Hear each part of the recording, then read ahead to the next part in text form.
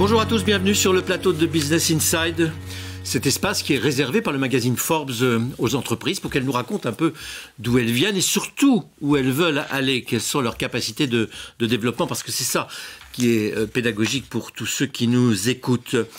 Aujourd'hui, Jean-Jérôme Sema, bonjour. Bonjour. Jean-Jérôme Sema, vous êtes président d'Alfa Laval pour la France, l'Afrique du Nord, de l'Ouest. Je dis pour la France, l'Afrique du Nord et de l'Ouest parce que vous appartenez à un groupe qui est suédois. Alors c'est une des plus grosses entreprises de Suède qui est cotée sur le marché suédois, mais qui est la première entreprise suédoise à s'être installée sur le marché français. Il y a de ça très longtemps, puisqu'il y a plus de... C'est en 1907, donc voilà, il y a plus de 100 ans. Mais c'est une activité importante là, qui est sous votre responsabilité, parce que c'est le cœur de l'Europe quand même. Alors en France, on a 4 sites industriels, c'est 850 collaborateurs, donc sur un groupe qui en fait 17 000, donc oui, la France reste un pays important pour le groupe. Quand j'ai vu que ce que vous faisiez, fournisseur de solutions d'ingénierie innovante, je me suis dit c'est une entreprise qui est dans le digital, mais non, vous êtes dans la vraie industrie, vous fabriquez des vrais produits, si j'ose dire. Alors on fabrique des vrais produits, on a 3 technologies qui sont les plus importantes. La séparation en fait de fluides, c'est beaucoup lié au fluide en fait. On est vraiment dans le cœur du process industriel des clients, l'échange thermique et puis tout ce qui est transfert de fluide. Alors attendez, c'est des encore pompes, trop des compliqué. vannes. C'est encore trop compliqué. Il faut que vous nous expliquiez ce que c'est. La séparation entre le chaud et le froid, c'est quoi? C'est un chauffe-eau? Ça peut être à peu près ça. Ça peut être ça? Ça peut être ça. Par exemple, ce matin, voilà, vous avez dû prendre votre douche, tout simplement. Donc, tout simplement, il y avait de l'eau chaude. Ben, ça veut dire que l'eau froide est arrivée du réseau, elle est passée par un échangeur à plaques, et puis vous avez eu de l'eau chaude à la sortie. Et donc puis la plaque, c'est vous? Et la plaque, c'est nous. Mais dans l'agroalimentaire, peut-être vous avez mis un peu de lait dans votre café, et puis le lait, ben, il faut le pasteuriser. Donc vous avez besoin d'un échangeur pour faire cette opération de pasteurisation, et vous allez séparer la crème du lait, donc il faut aussi un séparateur.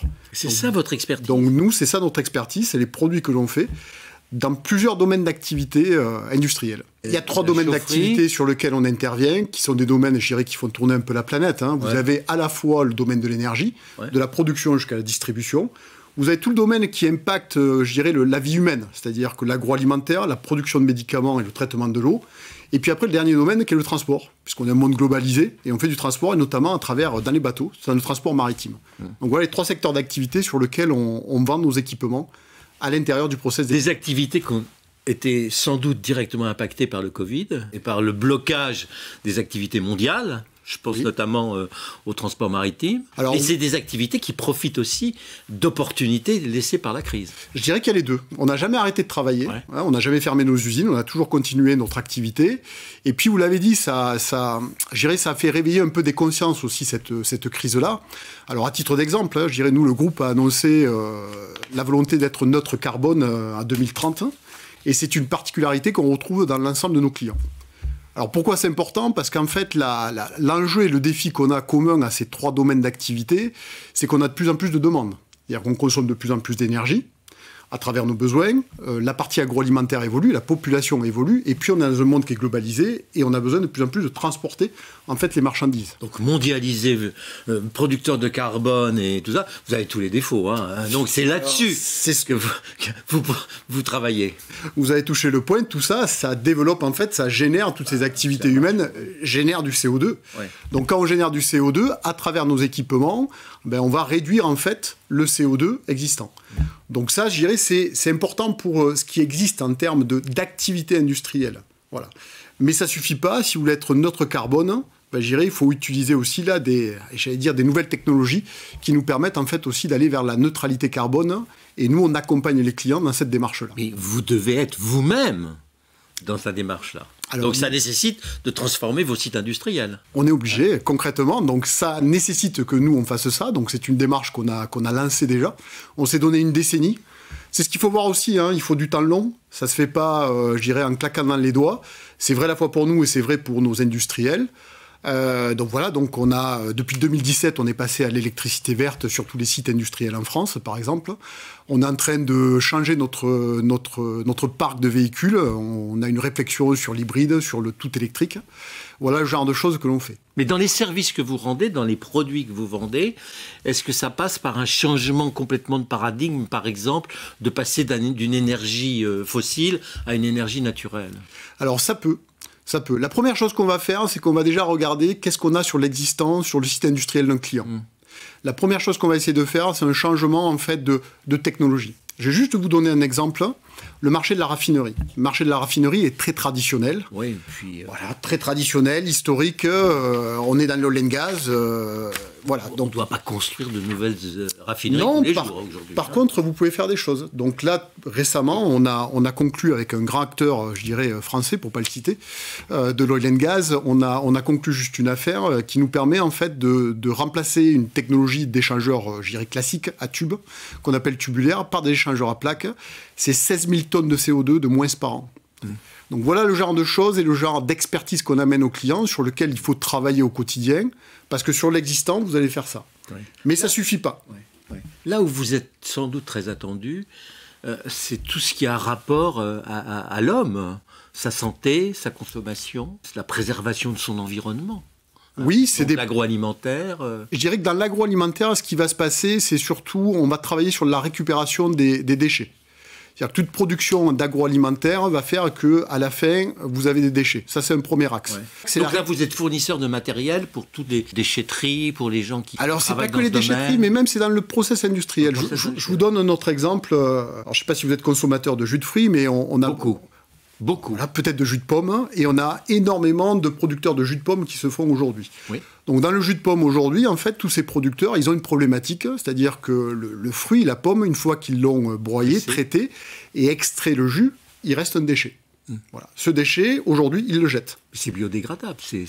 Alors c'est biodégradable, mais vous jetez ce déchet-là, donc ça fait quand même du déchet. Donc aujourd'hui, on a une capacité, à travers les produits qu'on a, c'est du décanteur. On va récupérer en fait ces déchets-là, on va faire une purée de fruits. Donc c'est de la purée de pommes, et cette purée de pommes, on va la mettre sous conditionnement aseptique, et ils vont pouvoir la revendre. Donc c'est un moyen aussi pour eux de gagner en compétitivité. Ils vont la revendre à d'autres entreprises d'agroalimentaire pour faire des fonds de tarte, pour utiliser dans de la pâtisserie par exemple. Oui. Donc là déjà, vous gagnez sur cette partie-là où vous rendez votre process, jusqu'au bout.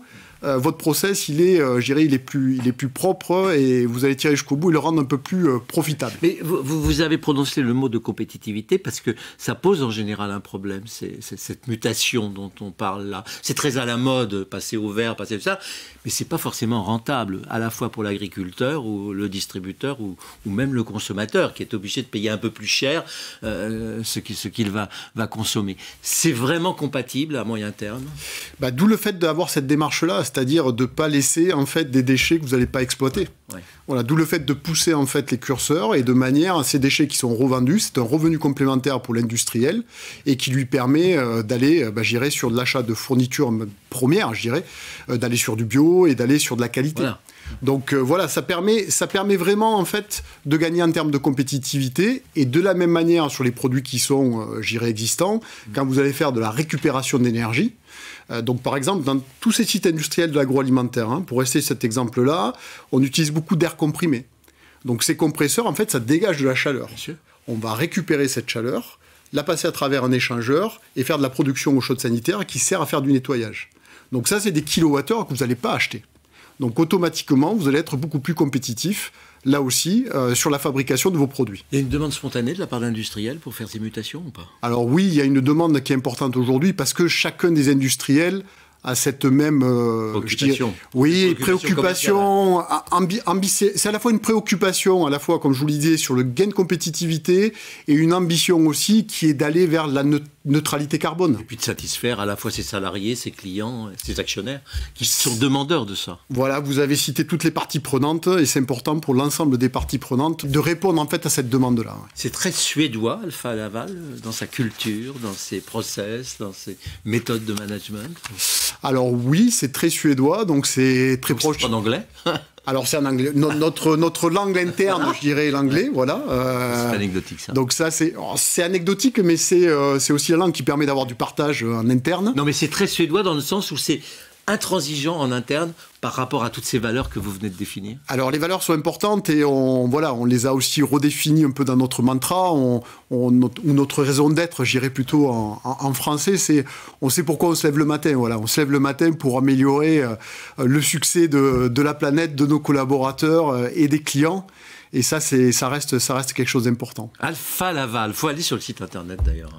Il faut aller sur notre site internet pour découvrir nos produits et puis j'irai aussi peut-être pour trouver un job aussi, puisqu'on recrute. On a, vous voyez, ne serait-ce que sur la France aujourd'hui, au moment où je vous parle, on a 37 postes qui sont ouverts.